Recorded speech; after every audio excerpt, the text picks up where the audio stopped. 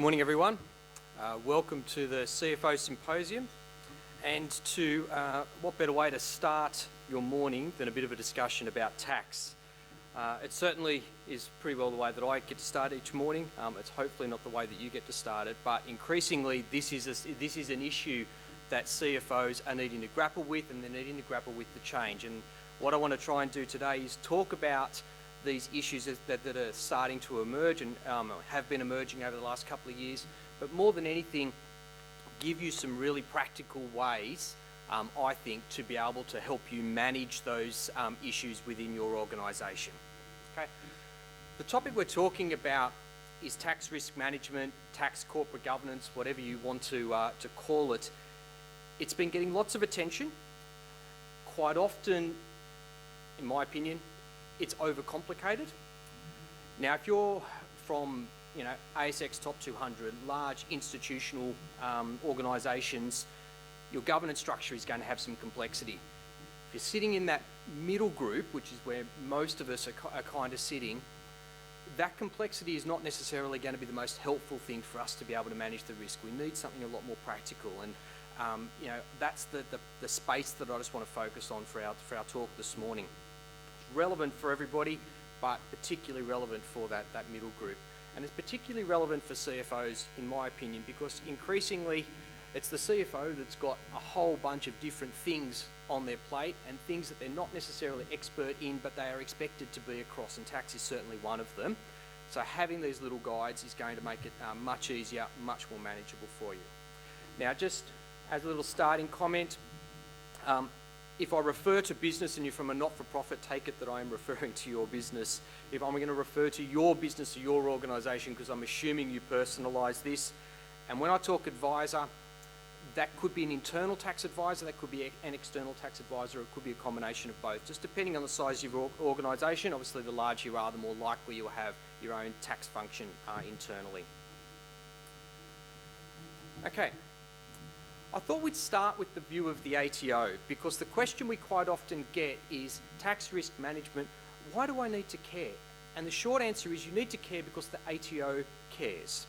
So the first quote that's sitting at the top there is straight out of the ATO's, effectively their compliance plan. So how the way they're looking to interact with businesses, they are making tax risk management, tax corporate governance, and a very important plank in the way that they're interacting with businesses, particularly larger businesses. You need to care because other stakeholders are starting to care. This, probably more than any time I've seen in the tax profession, tax risk and tax issues are making the front page of the papers. That has huge reputational risk for us and our businesses. We need to be able to manage that risk. So it's kind of no longer okay for us to be sitting there and going, okay, when a tax issue arises, I will deal with it. We've got to get on the front foot. We've got to be able to identify these issues, and we've got to be able to manage them a lot more proactively. Get it wrong? That's a lot more than financial risk and financial cost at the moment. So, what are we talking about when we're talking about tax risk management? And I really break it down into 4 key elements. As a starting point, what I'd say is this is not about tax effect accounting. This is not about how tax appears in your financial statements and in the notes that you might have on that. Your board may be very interested in effective tax rates. This is not about effective tax rates. This is about tax, it's about tax laws, it's about tax authorities, it's about tax returns. It's very much a tax and tax law-centric issue. It's not an accounting issue, but the two will interact, as we will see. So the way I see a tax risk management strategy working, at a first step, you need to be able to identify the risks. And those risks are going to be technical and non-technical, and we'll go through kind of what I mean with those, and also how I think you can spot these issues a lot more effectively in your organisations. You need to be able to adequately assess the risk, and you're really trying to, like with most things, is this a serious issue that I really need to throw some time and resources at, or is this something that might look like an issue but can actually be quite effectively managed in a different way? You need to be able to take appropriate action, and that's where we need to be able to figure out, is there a problem? And if there is, what are the solutions that I can actually put forward for this problem? Because rarely does tax exist in isolation. Tax is part of a broader corporate, broader commercial set of objectives and things that we're doing, we need to be able to find the solution for it. And importantly, the fourth point, we need to be able to create an environment where tax is reduced or tax risk is managed to an acceptable level.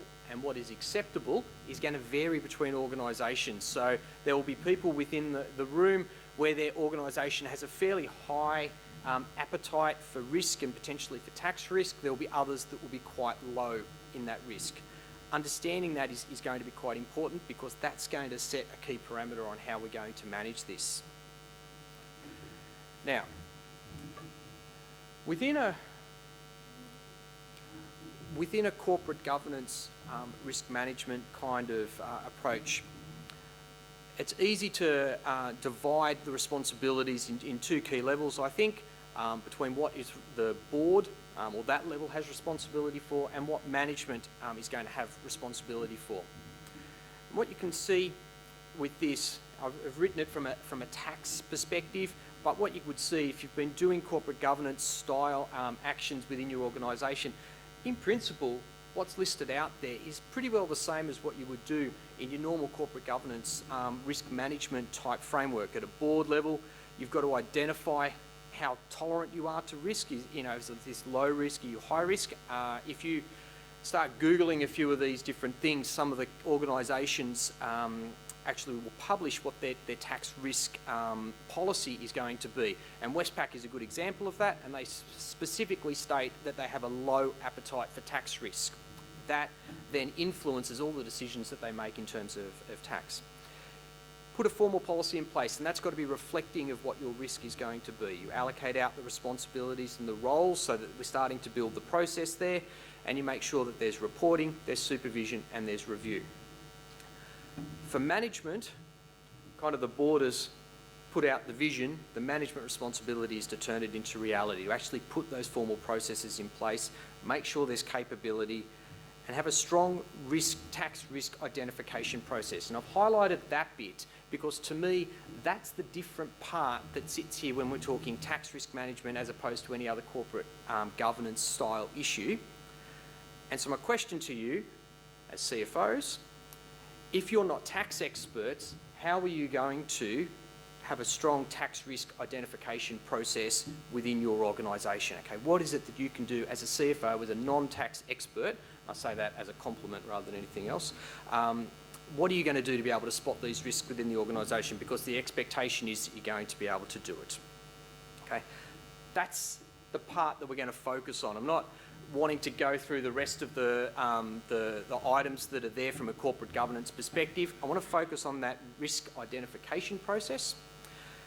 If you are interested in this and sort of say, okay, we need to put that broader structure in place, just as way of background, a really good spot to start is a guide that the tax office have actually published and sets out what their expectation is, and they talk about the type of processes that they're expecting to see.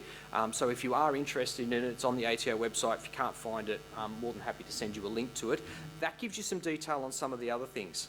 What it doesn't do is tell you the practical way to actually be able to spot these risks. Okay, so I'm a big believer in make it practical. Don't get it overcomplicated. So I've kind of got 8 actions that I'm suggesting that CFOs need to be able to take to be able to spot these risks. It is about identifying and managing that risk as a non-tax expert. So number 1, you've got to know your organisation's tax profile, and we'll go through each of these over the course of the next little bit. Number 2, you need to understand the importance of the income tax return. It's probably, I'm saying this as a tax person, it's probably the single most boring part of tax, but it's a necessary evil, and if you don't take it seriously, the implications of getting it wrong can be quite significant, and we'll go through that. And from that, I'm not talking the tax calculation, I'm talking seeing the tax return in context. You need to understand the risk areas that the ATO is focusing on, and these aren't a mystery, these are all published, and I'll talk to you about where you find those. We then need to be able to identify specific risks within that context. So there's technical risks, so that's where you might be doing something and there's a tax treatment or a tax interpretation and you get the interpretation wrong, or you miss the fact that this has tax implications that you hadn't otherwise thought of. And then there's non-technical risks. So you've got everything right, but there's still a tax exposure that sits there. And you think about the easiest example, I think, is a lot of the multinational profit shifting issues that are going on right now. Technically, from a tax perspective, what they're doing ticks all the boxes, but in reality, there's actually a real tax problem there, and it's not a technical risk, it's more a non-technical, probably avoidance style risk that they need to be managing. You need to be able to get the right advice. I'll give you the perspective of an advisor as to how to actually get that out of your advisor. You need to bring the overall business perspective to this, and to me, this is one of the single most important things that a CFO can bring. When we get to that part, I've got some very specific examples that we've seen in clients or in dispute matters where a more effective CFO probably would have got a lot better outcome for their organisation. And you need to establish some good protocols for engaging with the ATO, and we'll talk about how best to do that. So out of all of this, those eight actions, I think a good CFO, if they can get those happening within their organisation, managing tax risk should be able to be done very efficiently and very effectively. Okay. Now, I don't know how many people have seen this little box before, this little diagram. This is from the tax office, and it's their risk differentiation framework. Every one of you, or in your organisations, will sit in one of those 4 quadrants. And this is how the tax office works out the level of interaction that they're going to have with you. Interaction is a nice way of saying it. It's the level of audit, review, and inquiry that you're going to get from the tax office. And very few businesses would actively like the tax office to come in and continually audit them, but the reality is, depending upon where you're sitting in this framework, that is the reality. Okay? So this is core to the way that the ATO categorises taxpayers and focuses its compliance activity. There's 2 drivers. So there's kind of a driver that's about the size of your business, and there's a driver about your approach to risk. If you're a larger taxpayer, you're going to be in 1 or 2, in quadrant 1 or quadrant 2. So if you're looking at quadrant 1, you don't want to be in quadrant 1. No one wants to be in quadrant 1. It means you're a large taxpayer, and in the view of the ATO, you have a high appetite for risk. You're a high risk taxpayer. There's not a lot of people that are in, a lot of businesses that are in that category, but they have the pleasure of pretty well full-time interaction with the ATO, including ATO people sitting in their business premises, working with them real-time to manage that tax risk. So significant tax if something goes wrong, and a significant likelihood that something is going wrong. We don't want to be in box number 1. If we're large, we're aiming for box number 2. We can't help but being large. That's part of being successful in businesses. So if something goes wrong with our tax, it has a big financial impact. So there's a large tax cost that's associated with it. But we've been able to demonstrate that we have a good tax risk management process in place. The ATO assesses we've got a lower appetite for risk. We move to quadrant 2. The interaction with the tax office is reduced quite substantially. Okay. For people that aren't quite as economically significant, you're aiming to not be in quadrant 3, but rather to be in quadrant 4. So quadrant 3 is your medium risk taxpayers. These are people or businesses where the tax office has assessed high risk that they're going to do something that's problematic from a tax perspective, but they may not be as economically significant. They are going to get significant interaction from the tax office, regular audit, regular inquiry, more detailed review of the income tax returns that they're lodging. Again, you don't want to be in box number 3. Box number 4 is low risk taxpayers. This is kind of the nirvana box. It's the one where you really won't hear from the tax office unless they've got a very specific question, and then the interaction with you is likely to be, could you just give us a little bit more information so we can understand this, and probably not go any further. When we're trying to manage tax risk, what are we trying to do? We're trying to ensure that our business is not disrupted by tax issues that we haven't otherwise got under control. And one of the biggest disruptors is the ATO coming in. If you can be in quadrant 4, If you can be in quadrant 2 as the larger businesses, that's where you're really effectively managing what your risk is going to be. Your tax risk management processes are all built around trying to get you into quadrant 2 or quadrant 4. Okay. Now, that's how the tax office sees you. I would suggest if you did a little bit of a straw poll around your organisation would see tax risk quite differently. This is important to understand, but it's also important to manage and to over time, be able to influence. The question that we quite often get, we're sitting here advocating, I want a low tax risk kind of environment. And the flip side, quite often, people will assume is that that means I'm going to pay more tax. And that's not necessarily so. To me, there's two interrelated topics. So there's managing tax risk and there's understanding your tax planning opportunities. And quite often, the trigger for a tax risk is also the factor that highlights a potential tax planning opportunity. So if you're doing your tax risk management strategy and process as well, you're probably also spotting the areas where you've got a good tax planning opportunity. Smart tax planning is not high tax risk, but poor tax planning is. So the two of these kind of go together. Your organisation needs to work out where they want to sit on that spectrum, but don't make the assumption and don't allow the assumption to be made that a lower tax risk means that you're going to pay more. So if I give you an example, a large part of what we try and do in a tax risk management process is get on the front foot, is to see a transaction before it actually gets set in concrete so we can influence it from a tax perspective. And so one that we've been working on quite recently is a business that's setting up an international supply chain.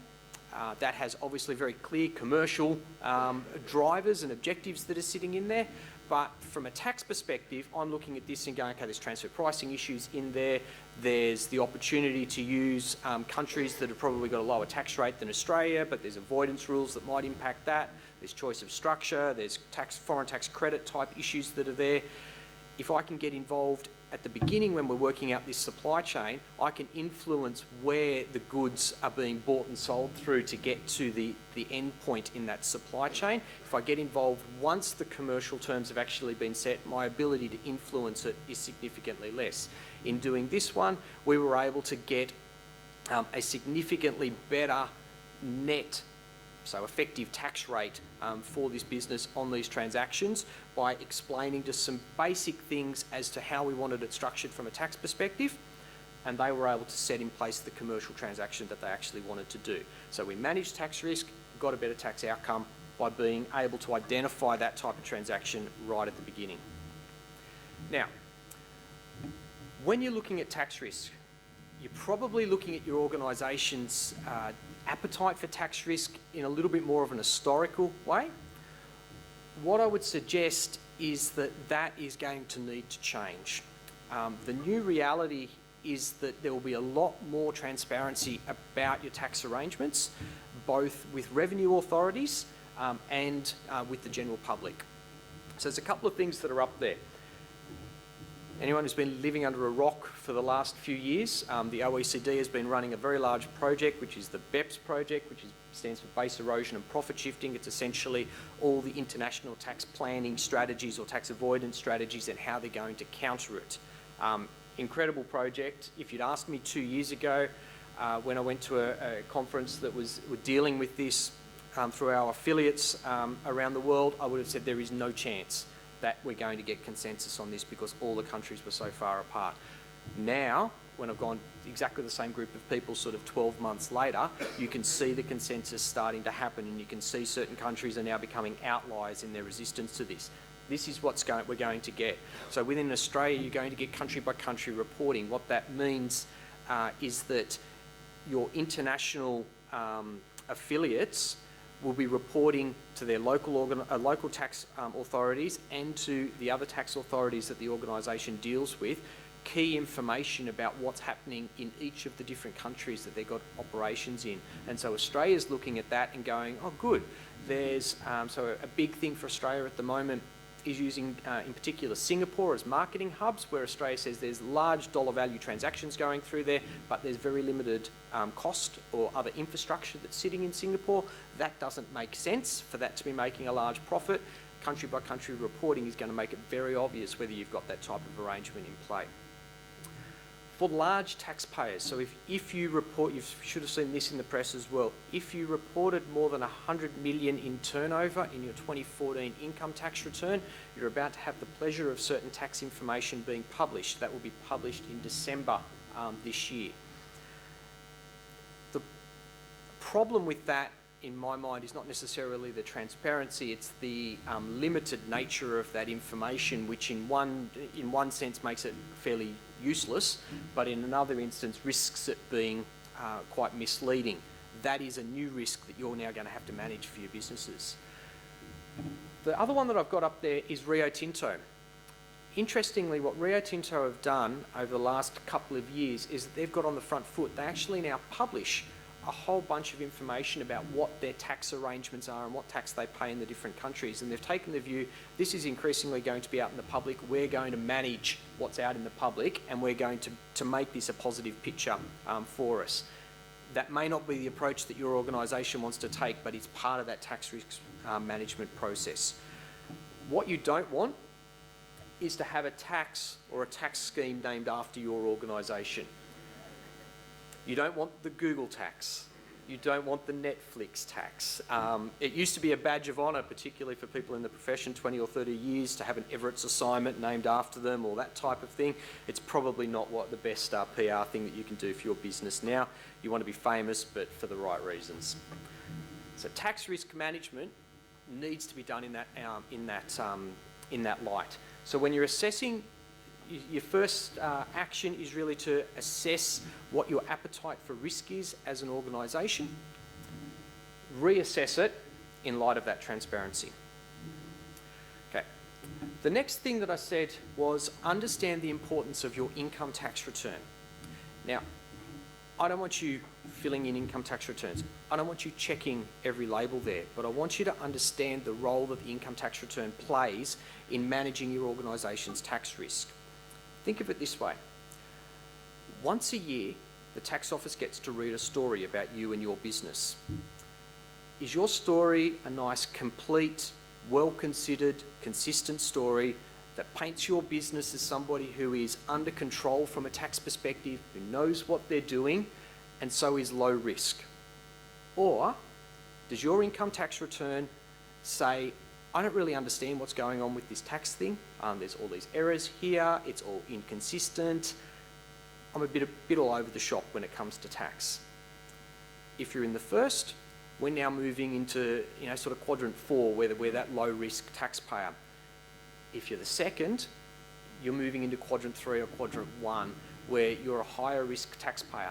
Because you think about it, the tax office doesn't get that much information about your business. They rely on the income tax return. It's the principal way that you communicate with the tax office. You've got to make sure that the story you're telling the tax office is the story you want them to hear. Okay? Now, within that, this is the sort of stuff that you should be making sure your finance team, your tax advisor, whoever it happens to be that's got responsibility for doing the tax return, is at least aware of. Within the tax return, there's a whole bunch of validation checks and different checks that go on, and they're not necessarily publicised, but they're there. There's internal checks, so basic things.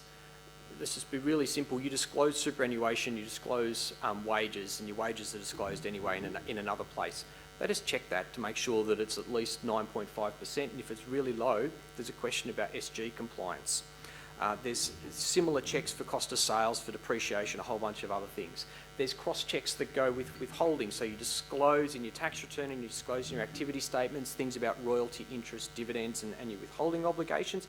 They're cross-matched. Your FBT return and your FBT contributions, your income tax return, they're cross-matched. You've got to be checking these things because they can be the trigger that causes the tax office to come in and ask the question. And once they come in and ask the question, they don't just tend to stop, they have to go through their process. So if you get an FBT question, it probably means you get a full employment taxes review, and you don't want that. The information in your tax return gets reported to other authorities, and most obviously it gets reported to the various state revenue authorities and cross-matched with payroll tax data. You need to be across that. Be aware of contractors and consultants. That's an area that each of the state revenue officers are really focused on. There's disclosures on key issues. CGT is important. Even if you don't have tax payable, you may have capital gains tax disclosures that need to be made, and particularly if you're doing a restructure, you may find if you don't make those disclosures right, all the planning you did on your restructure may actually come undone. Private companies, there's shareholder loans. There's one in there which is called IDS. And anyone in the room who is in an organisation that has international dealings should be going, the IDS, I'm well aware of that one. That is the principal tool by which the ATO works out whether or not they think you've got a transfer pricing problem. And transfer pricing is, if it's not number one on the ATO's lists of things to do when they come and visit you, it's pretty close to the top of the list. The challenge, there's a couple of things with the IDS that you need to be aware of. One of them is chances are a lot of you are going to be the public officer. You're signing the tax return. You are also responsible for the disclosures that are in that IDS, and under the new laws, there is personal penalties for you if those disclosures are found to be incorrect.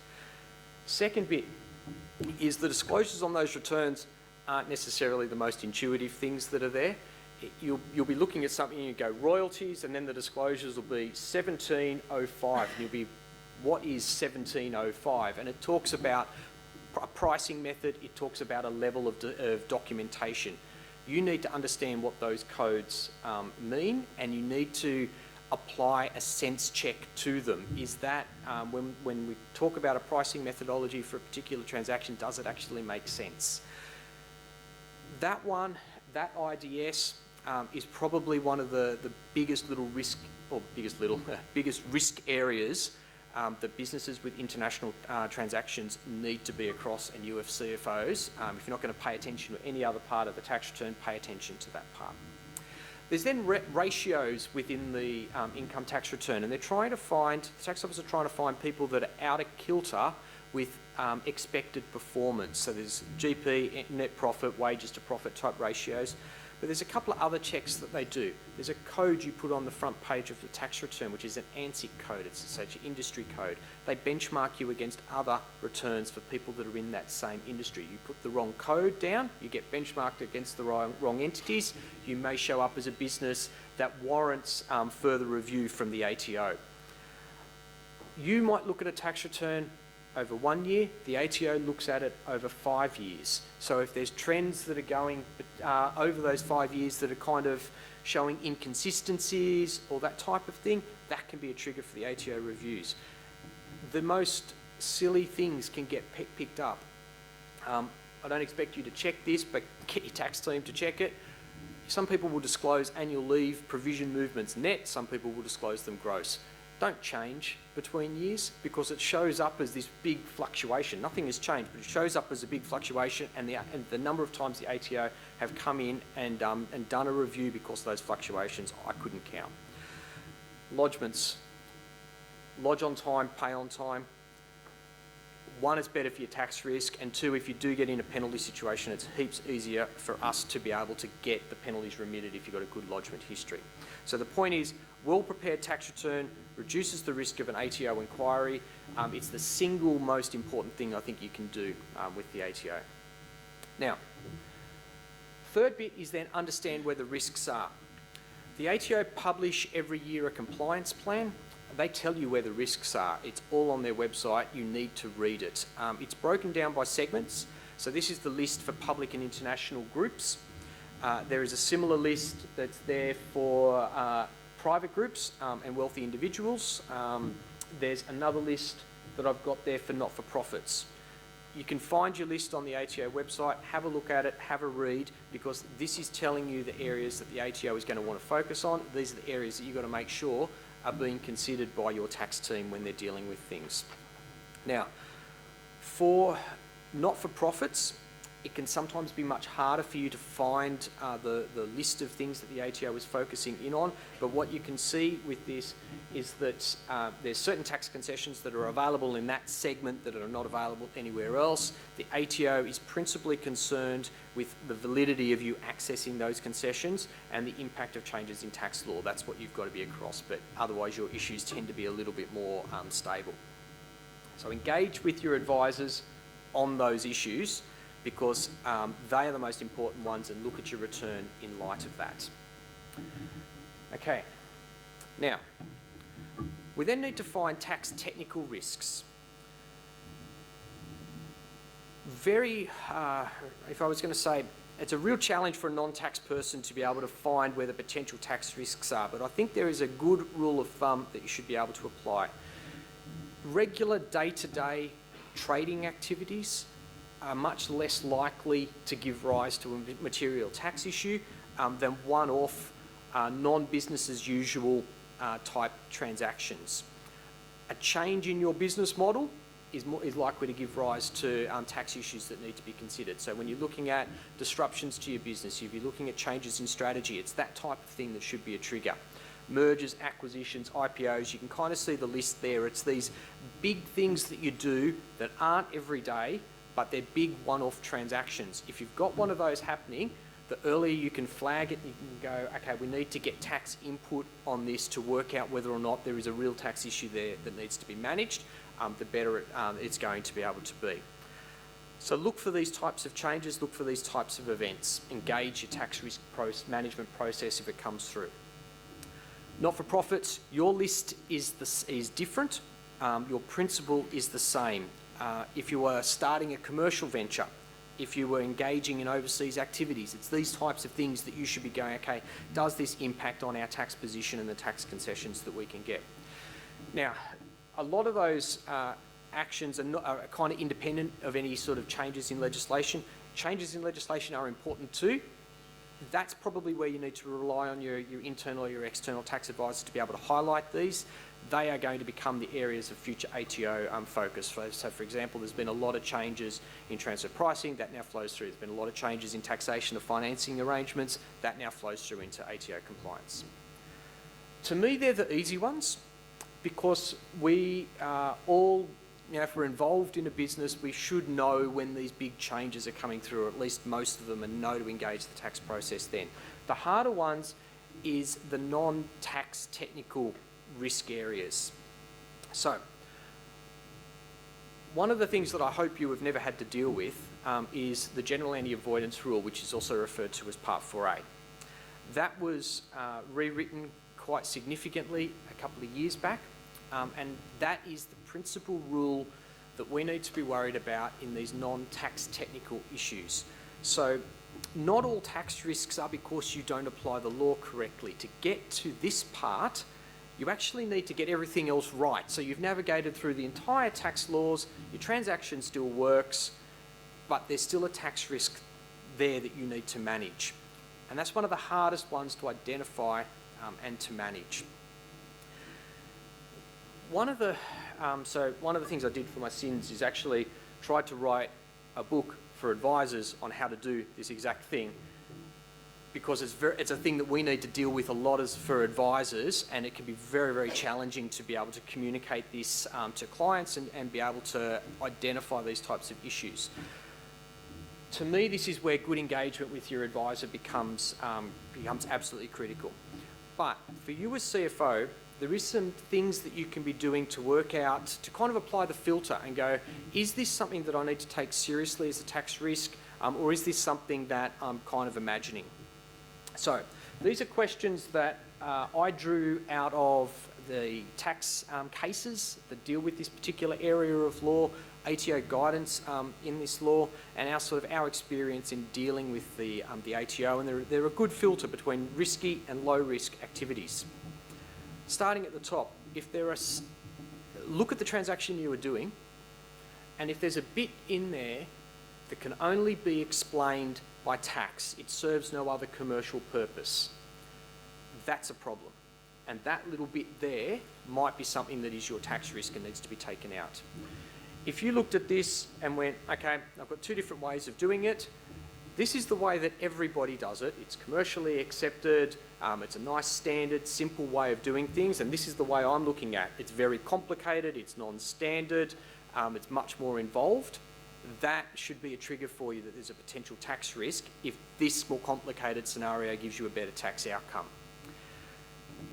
In some transactions, you will look at it and go, this only works if we get that tax credit. This only works if we get that extra deduction or utilise that loss or whatever it happens to be. So if your commercial outcome is dependent on the tax treatment, that's a risk you need to worry about. There are then some other ones which should be a little bit more evident.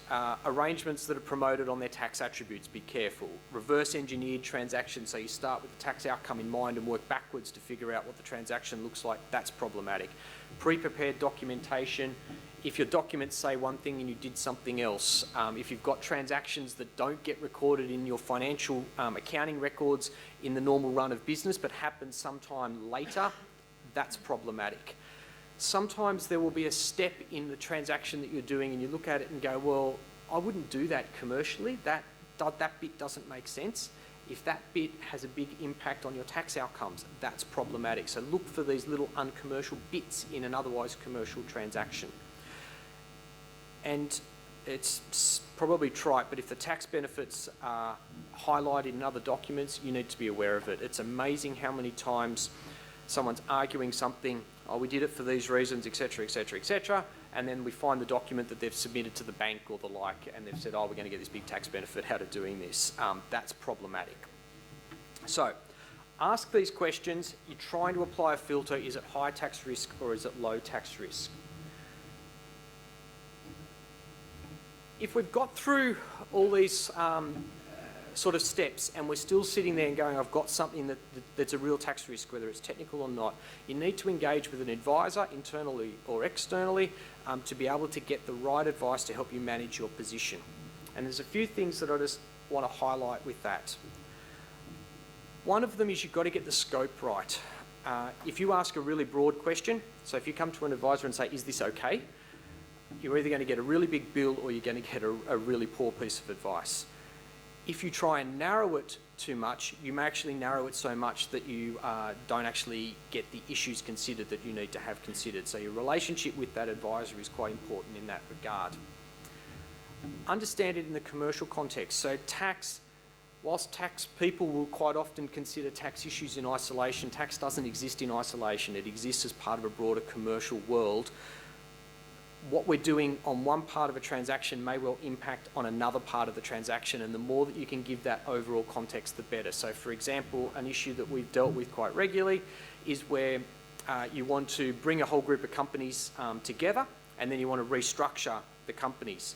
We can do rollovers to bring the whole thing together, but how we do those rollovers will impact on your ability to do that restructure afterwards. You've got to be considering both issues at the same time. On technical issues, there's an expectation from the ATO that you will have written advice on any material tax issue. It shows good tax risk management. It's good practice to be able to do that. But on some of the things, and Part 4A is a good example of that type of risk management issue, may not be something that warrants getting written advice, because that written advice may not be the best way of dealing with things, but rather engaging your advisor through the transaction might be a better way to manage that type of risk. If you want penalty protection, so you've got to remember that the worst case down here is we're going to get a tax adjustment, there's going to be penalties applied. You've got to understand how that penalty regime is going to apply, because there will be times when you take a position and the ATO will take a different position. If you've got a good basis in order to be able to negotiate on penalties, your downside is going to be protected. There is a level of advice that you can put together, or paper that you can put together, that's called a reasonably arguable position paper. It is a lot more detailed than your standard letter of advice, but a reasonably arguable position paper gives you good protection against penalties. So for more significant issues, that may be warranted. For full protection, you go for a ruling from the ATO. It's not always the best course of action.